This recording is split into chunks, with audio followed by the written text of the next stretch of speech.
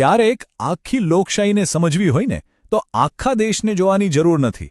ખાલી એક મતવિસ્તારની નાળ પકડી લો, બધું સમજાઈ જશે. આજે આપણે એવું જ કંઈક કરવાના છીએ, સાવરકુંડલાની ધરતી પર. અહીંના આંકડા અને લોકોની ભાવનાઓ એકદમ સાફ વાત કહે છે. મતદારનો વિશ્વાસ કોઈની જાગીર નથી, એને તો સતત કમાવવો પડે છે. ચાલો આ બહુ જ રસપ્રદ કેસને જરા ઊંડાણથી ખોલીએ. તો આ સાવરકુંડલા ગુજરાતના અમરેલી જિલ્લામાં આવેલી એક જગ્યા. પણ આ ખાલી એક વિધાનસભા બેઠક નથી હો. આ તો જાણે આખા ભારતના રાજકીય પવન કઈ દિશામાં વાઈ રહ્યો છે એનો એક નાનકડો અરીસો છે. અહીંના લોકો, એમની તકલીફો અને એમના નિર્ણયો, એમાંથી શાસન અને રાજનીતિના બહુ મોટા પાઠ શીખવા મળે છે. તો આપણા આખા વિશ્લેષણના કેન્દ્રમાં જે સવાલ છે તે આ છે કે ભાઈ એવું તો શું થાય છે કે મતદારોનો ભરોસો તૂટી જાય છે? કેમ એ લોકો મતદાનથી જ દૂર થઈ જાય છે?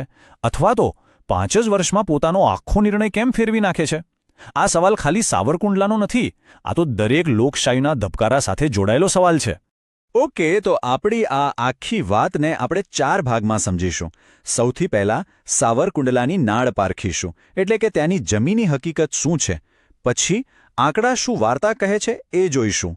ત્રીજું, જનાદેશ કેમ બદલાયો એનું ચીરફાડ વિશ્લેષણ કરીશું.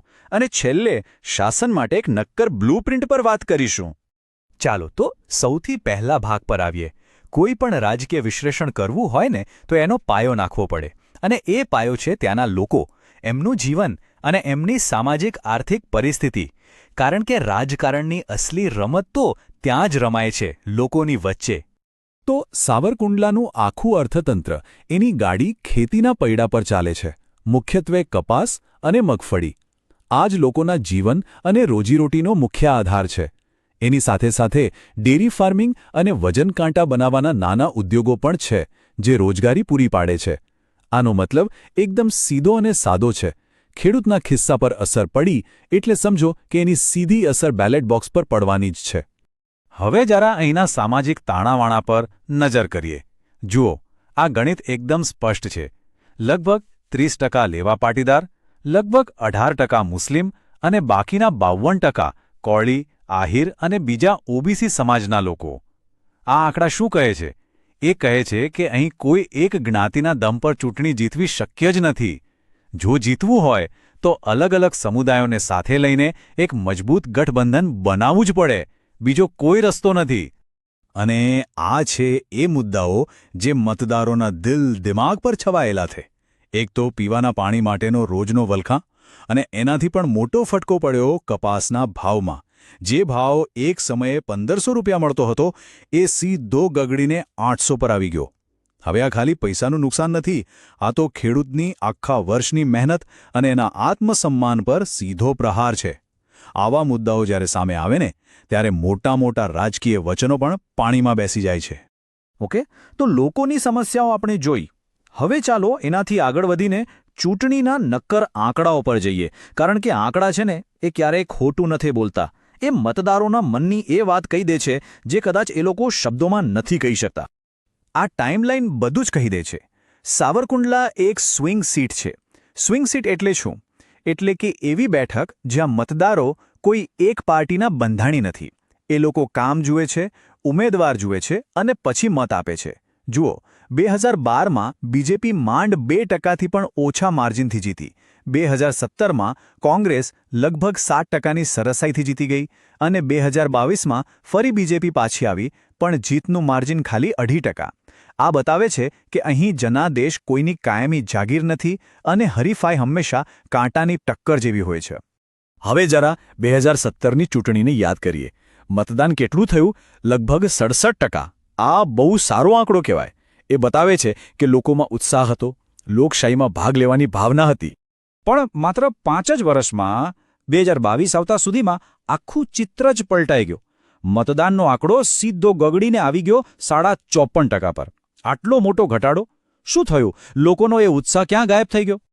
અને આ છે સૌથી ચોંકાવનારો આંકડો, -12.28%. મતદાનમાં 12%થી પણ વધારેનો ઘટાડો. સાંભળો, આ ખાલી એક નંબર નથી, આ મતદારોએ મોકલેલો એક જોરદાર પણ શાંત સંદેશ છે. આ ઘટાડો શું બતાવે છે? નારાજગી, ઉદાસીનતા અને કદાચ બંને મુખ્ય પક્ષોથી થયેલો મોહભંગ. જ્યારે મતદારને એવું લાગે ને કે મારી વાત કોઈ સાંભળવાવાળું જ નથી, ત્યારે વોટિંગ બૂથથી દૂર રહીને પોતાનો વિરોધ નોંધાવે છે. તો હવે સવાલ એ છે કે આવું શા માટે થયું, એની ઊંડી તપાસ કરીએ. એવા તે કયા કારણો હતા જેના લીધે પરિણામો આમથી આમ પલટાયા અને મતદારો આટલી મોટી સંખ્યામાં ઘરે બેસી રહ્યા? ચાલો આજના દેશનું પોસ્ટમોર્ટમ કરીએ. અને આ એક મહત્વપૂર્ણ મુદ્દો છે.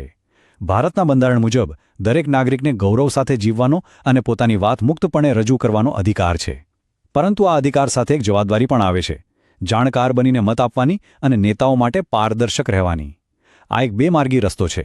અહીં મેદાનમાં બે અલગ અલગ રાજકીય મોડેલ સામસામે હતા, એકદમ સ્પષ્ટ. એક બાજુ હતી બીજેપી, જેનું જોર પોતાના મજબૂત સંગઠન, પેજ પ્રમુખ સુધીનું નેટવર્ક, જ્ઞાતિના સમીકરણો અને સત્તામાં હોવાના ફાયદા પર હતું. અને બીજી બાજુ હતી કોંગ્રેસ, જેની તાકાત હતી ઉમેદવારનો પોતાનો વ્યક્તિગત ચહેરો, એમનો પ્રભાવ અને લઘુમતી સમુદાયોને સાથે રાખવાની એમની છબી. આ બે અલગ અલગ રણનીતિઓની સીધી ટક્કર હતી. આ જે વાક્ય છે ને, એ કોઈ નેતા કે વિશ્લેષકનું નથી. આ સીધો જનતાનો અવાજ છે. વિચારો, 2018માં ગામના લોકોએ જાતે પોસ્ટર લગાવવા પડ્યા પોતાના જ ચૂંટેલા ધારાસભ્ય વિરુદ્ધ. એમની ફરિયાદ શું હતી કે રસ્તા નથી, પાણી નથી અને સૌથી મોટી વાત, સાહેબ સ્થાનિક રીતે હાજર જ નથી, દેખાતા જ નથી. આનાથી મોટો અને સ્પષ્ટ સંકેત બીજો કયો હોઈ શકે કે મતદારો હવે ખાલી નામના આધારે મત નહીં આપે. અને આ ચાર્ટ એ જ વાત પર મોહર મારે છે. મતદારોની ફરિયાદો શું હતી? ટોપ પર શું હતું? પીવાનું પાણી, રસ્તા અને ગટર. અને ત્રીજું, ધારાસભ્યની ઉપલબ્ધતા, એટલે કે એમની હાજરી. આ બતાવે છે કે શાસન એટલે ખાલી મોટા વચનો આપવા નહીં.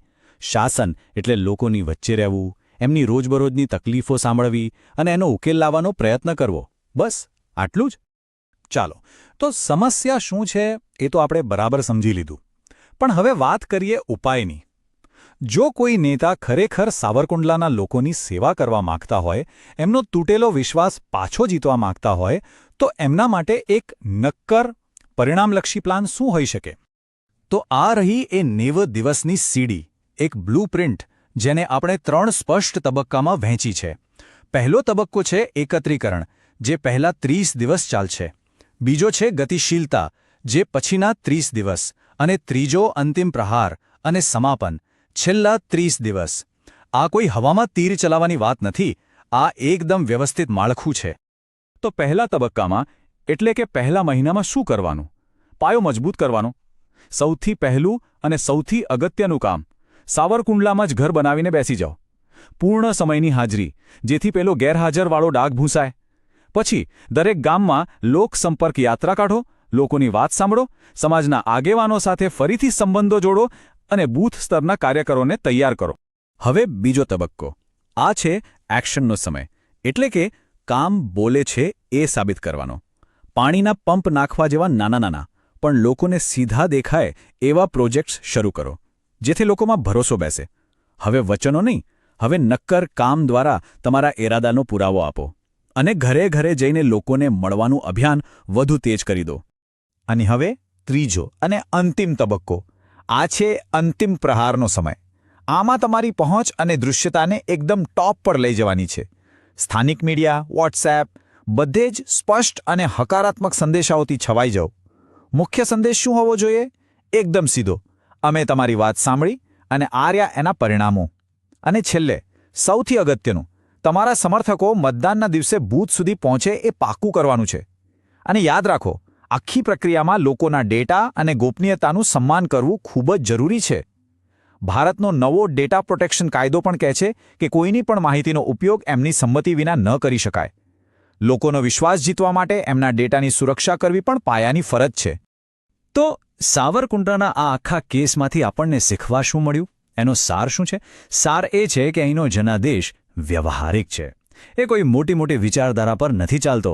આ તો એક રાજકીય કોન્ટ્રાક્ટ જેવો છે. સીધો હિસાબ. જો નેતા હાજર રહીને લોકોની સમસ્યાઓ ઉકેલશે તો મતદારો એને પુરસ્કાર આપશે, અને જો એ ગેરહાજર રહેશે તો એને સજા પણ મળશે.